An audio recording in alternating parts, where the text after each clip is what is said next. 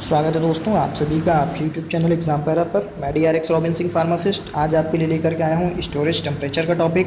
और इस टॉपिक के अंतर्गत हम लोग ये पढ़ेंगे कि जो हमारे फार्मास्यूटिकल प्रोडक्ट्स होते हैं जैसे कि टैबलेट्स हो गई, वैक्सीन्स हो गए या अदर्स जो प्रोडक्ट होते हैं उनको कितने डिग्री सेल्सियस टेम्परेचर पे और किस तरीके से रखते हैं।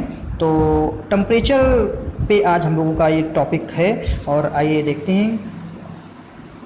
जो हम लोगों का पहला क्वेश्चन बनता है वो बनता है कि कोल्ड टेम्परेचर क्या होता है। तो आपको आंसर करना है कोल्ड टेम्परेचर 2 डिग्री सेल्सियस से लेकर के 8 डिग्री सेल्सियस तक के तापमान को हम लोग कहते हैं कोल्ड टेम्परेचर। और इस टेम्परेचर पे हम लोग स्टोर करते हैं इंसुलिन को। ठीक है, फिर ये आपसे पूछेंगे कूल टेम्परेचर क्या होता है। तो आपको बताना है 8 डिग्री सेल्सियस से लेकर के 25 डिग्री सेल्सियस तक के टेम्परेचर को हम लोग कहते हैं कूल टेम्परेचर। ठीक है, और जो कोल्ड टेम्परेचर है 2 to 8 डिग्री सेल्सियस, इसका एक क्वेश्चन आया है UPMSCL जूनियर फार्मासिस्ट के एग्जाम में कि जो इंसुलिन होता है वो कितने डिग्री सेल्सियस पे स्टोर किया जाता है। ठीक है, तो अगर आप देखेंगे तो कोल्ड टेम्परेचर पे ही इंसुलिन को स्टोर किया जाता है, लेकिन कभी कभी ये थोड़ा विवादित हो जाता है क्वेश्चन, तो वो 1 डिग्री सेल्सियस भी आंसर देते हैं, लेकिन आपका ये आंसर 2 से 8 डिग्री सेल्सियस राइट है।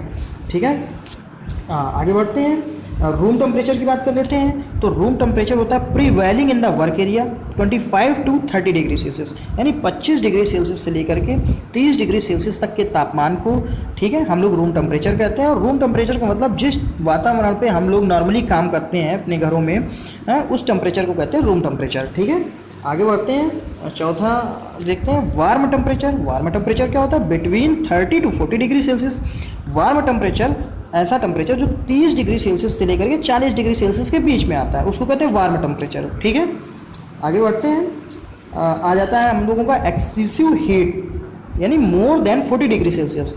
जब टेम्परेचर 40 डिग्री सेल्सियस से ऊपर हो जाए तो वो आ जाता है एक्सेसिव हीट की कंडीशन में।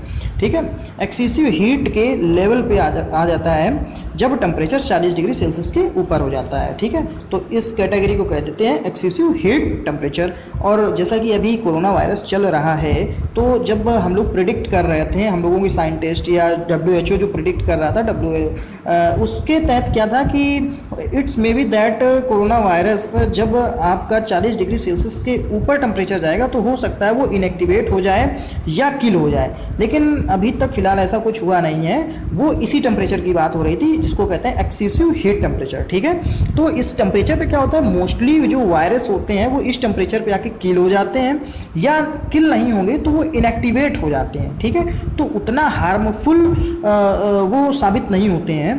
और तो दोस्तों आज का जो हमारा टॉपिक था बस वो इतना ही था। अगर आपको वीडियो अच्छा लगा हो तो हमारे चैनल एग्जाम पैरा को सब्सक्राइब करें, वीडियो को लाइक करो, अपने दोस्तों को जरूर शेयर करें।